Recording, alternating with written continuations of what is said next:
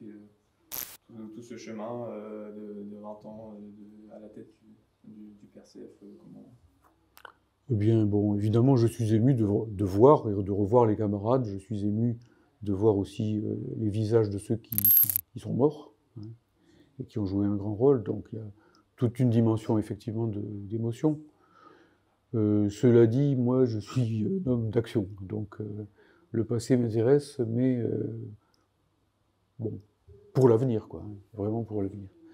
Donc, bon, je suis content de voir qu'on est là, dynamique, nombreux, et que les 20 ans sont des 20 ans, non pas de quelqu'un, non pas d'une organisation qui est tournée vers le passé, mais les 20 ans, comme sont les 20 ans d'un individu. Les 20 ans, c'est un âge où on est à l'offensive. Et je pense qu'en fait, le PRCF a beaucoup construit de choses. On peut en être fier. On a raté certaines choses, mais pas sur des points majeurs. Et bon, je dirais que on a quand même créé les bases qui sont indispensables pour reconstruire le parti. Maintenant, il faut évidemment faire en sorte que la base, ça ne suffit pas, et qu'il faut évidemment maintenant faire en sorte que les forces du PRCF grandissent. Mais on a le cadre. On a le cadre. Lorsque, en gros, l'enfant est conçu, lorsque l'ADN est là et lorsque le bébé est né, après, c'est une affaire de croissance. Voilà. Oui, donc ça, tu parlais le bilan de ces 20 ans, c'est la construction d'un noyau, d'un socle pour la Renaissance communiste. Et donc, quel regard, quelle perspective tu as pour l'avenir, pour les prochaines années, quel avenir le combat pour la Renaissance communiste en France?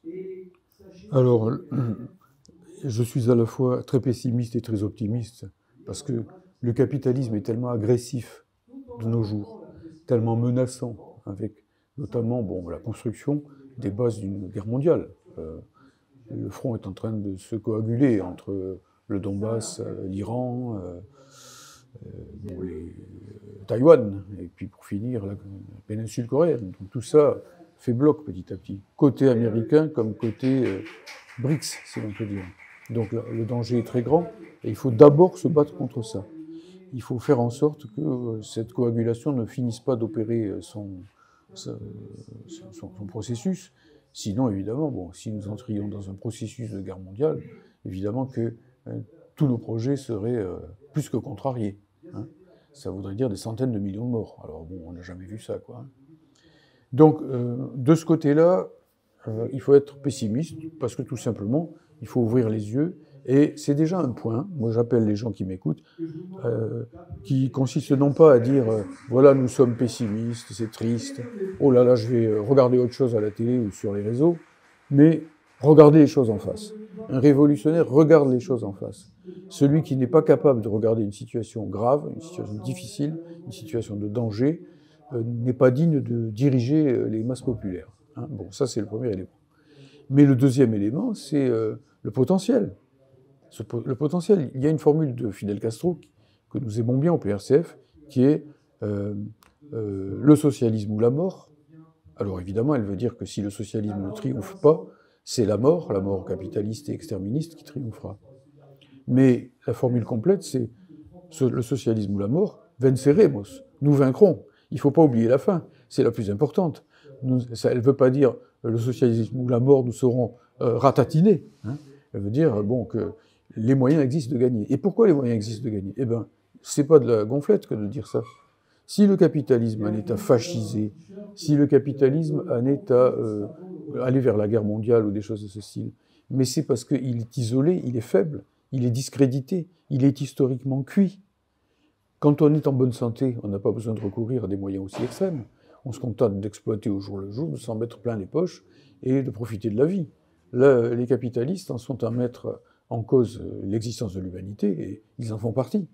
Et pourquoi ? Parce qu'ils ont peur de perdre l'hégémonie mondiale face aux BRICS, ils ont peur de la réaction en France d'un peuple qui les rejette.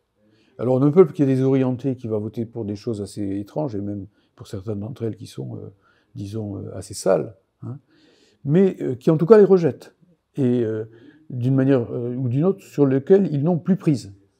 Il ne consent plus, quoi. Voilà, c'est toujours ce problème du consentement.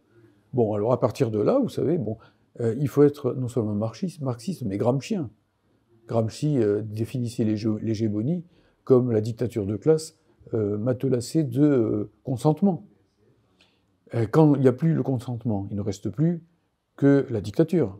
Mais quand il ne reste plus que la dictature, ça veut dire que le pouvoir est faible. Ça ne veut pas dire qu'il est fort. Il ne faut pas interpréter les choses à l'envers. Hein, si on n'a plus d'autres moyens, bon, c'est comme un violeur, quoi. Je suis désolé de faire des comparaisons aussi pénibles, surtout pour le public féminin à entendre, parce que rien que d'évoquer le viol, c'est toujours traumatique. Mais bon, c'est un viol. Regardons les choses en face. Il viole le peuple français. Le peuple français, il avait dit « je ne veux pas de constitution européenne ». Eh bien, tu en boufferas quand même et tu auras le traité de Lisbonne. Et là, il vient de dire « je ne veux surtout pas Macron, je veux du changement et surtout je veux l'abolition de la réforme des retraites ». Eh bien, il aura quand même Macron et il n'aura pas l'abolition de la réforme des retraites. Comment ça s'appelle si c'est pas un viol, hein? Vous en boufferez, quoi, hein, de toute façon. C'est du gavage. Bon, ben moi je pense que le gavage ne va pas marcher encore très longtemps. On est le pays des gilets jaunes. Bon, alors, les gilets jaunes, le simple fait qu'ils utilisent cette couleur qui longtemps, pour le mouvement ouvrier, a signifié plutôt la révolte, la collaboration de classe. Hein. Bon, les jaunes, c'était ceux qui ne faisaient pas grève, quoi. Mais que le jaune soit devenu comme ça la couleur de la révolte, bah, c'est parlant aussi, d'une certaine façon. Il faut entendre ce que ça veut dire. Il faut avoir l'oreille psychanalytique. Il faut voir ce que les masses disent. Elles n'ont pas les mots pour dire les choses. Alors elles le disent avec ce qu'elles ont. Et par exemple, lors du moment des Gilets jaunes, eh ben, ils ont sorti un symbole de classe qui était tout simple, parce que les ouvriers sur les chantiers travaillent avec des gilets jaunes. Le gilet jaune est devenu un symbole de classe. Ils ne le savaient pas, les gens. Pas forcément, quoi, pas de façon claire. Mais c'est ça qu'il faut entendre. Et l'avant-garde telle que nous la concevons, nous, les militants franchement communistes d'aujourd'hui, qui ont aussi appris, bon, de Lénine, qui pratiquaient, je pense, l'avant-garde, comme je le dis, mais qui ont aussi pris des distances avec une certaine façon de pratiquer l'avant-garde un peu, comment dire, bureaucratique ou un peu verticale et ainsi de suite. Non, c'est comme dans une classe. J'ai été prof. Dans une classe, on prévoit de faire un cours et puis on voit que tel aspect marche, tel autre ne marche pas. On bifurque, on change de chemin. Et après, on revoit ce qui n'était pas facile à partir de ce qui était facile, parce qu'une fois qu'on a fait le facile, c'est plus facile de faire le difficile. Ça s'appelle la dialectique. Et la dialectique, c'est finalement une capacité, tout simplement, à être vivant, à être souple, à être près des travailleurs, des masses, et ainsi de suite, qui ne sont pas bêtes. Les gens ne sont pas bêtes. Les gens, en fait, ils savent ce qu'ils veulent. Enfin, au moins, ils savent ce qu'ils ne veulent pas. C'est déjà pas mal dans la vie quand on sait ce qu'on ne veut pas. On ne veut pas d'une guerre mondiale, on ne veut pas du fascisme, on ne veut pas d'un pays complètement dépendant et vassal, hein. On veut un pays souverain, et on ne veut pas que tous nos acquis sociaux soient cassés.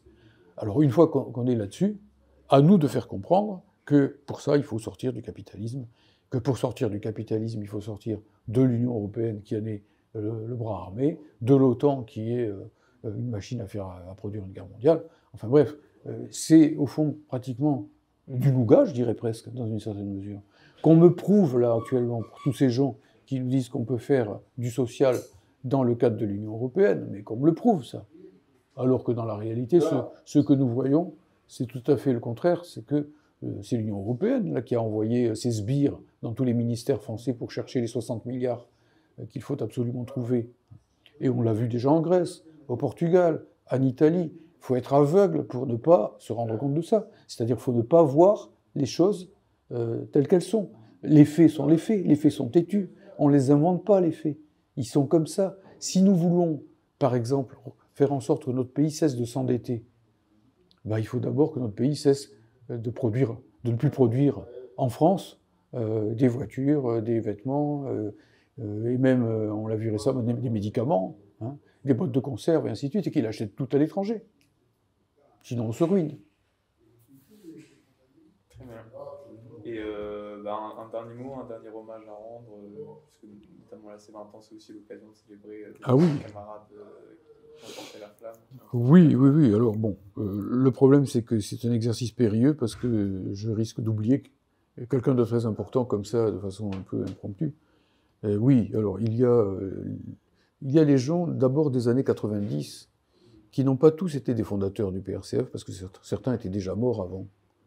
Et je pense à des personnes de la section Lens, puisque le PRCF est quand même largement partie du Pas-de-Calais.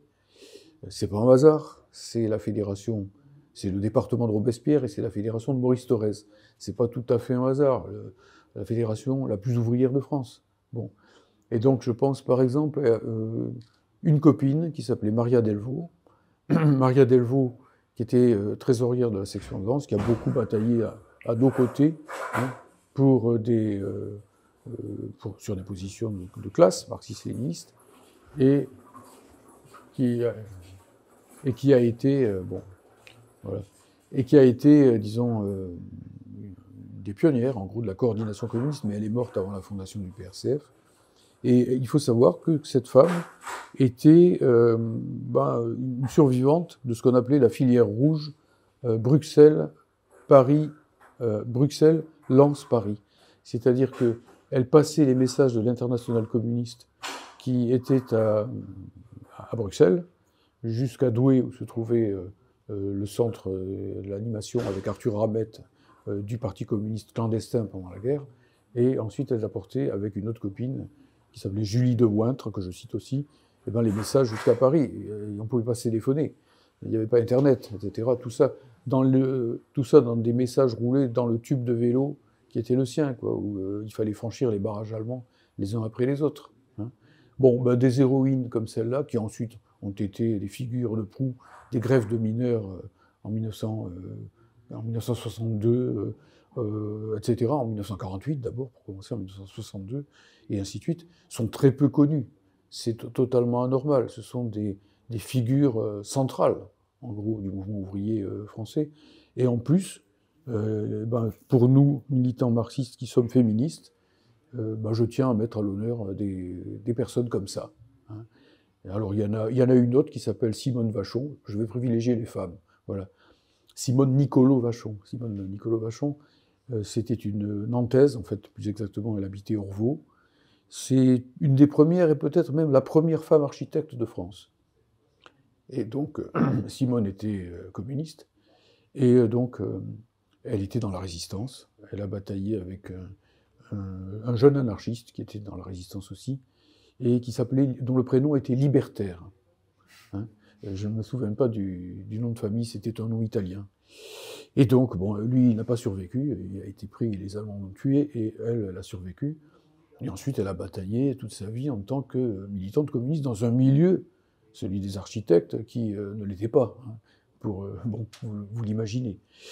Et lorsque le Parti communiste français a commencé à tourner les Kazakhs, elle s'est mise dans son coin toute seule, elle a fait comme moi, quoi, au fond. Dans son coin, hein, compter sur ses propres forces. Les Coréens diraient le Juche, hein, compter sur ses propres forces. Elle a édité un bulletin qui s'appelait Le Citoyen d'Orvaux, Le Citoyen.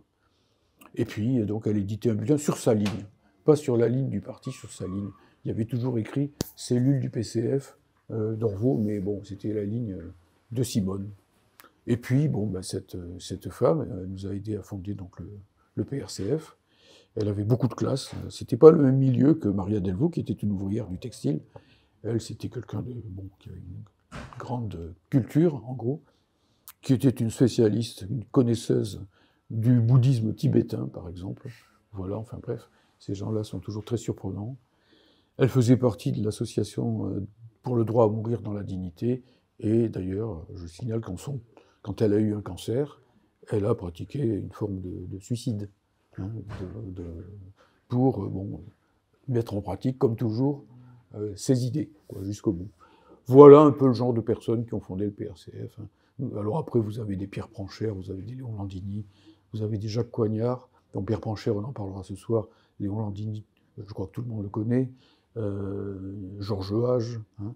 Et aussi, voilà, pardon. Joe Le Bolcheau, comme disaient les journalistes, d'ailleurs, on va dire. Hein. Et puis bien d'autres. Peut-être un tout petit peu encore, si je le peux, si j'ai encore une minute. Mon camarade, lui aussi très atypique, parce que nous sommes tous très atypiques là-dedans. Hein. On a un petit côté anard au PRCF. On n'est pas ça. C'est forcément les gens qui n'obéissaient pas facilement, qui se sont retrouvés là-dedans. Donc, alors là, quelqu'un qui n'a doublement pas obéi, un double insoumis, si l'on peut dire, qui est Désiré Marle, prêtre ouvrier, qui était un métallurgiste de la région de Lens. Quand je l'ai connu, il était encore secrétaire de la cellule des laminoirs de Lens, et délégué du personnel, CGT.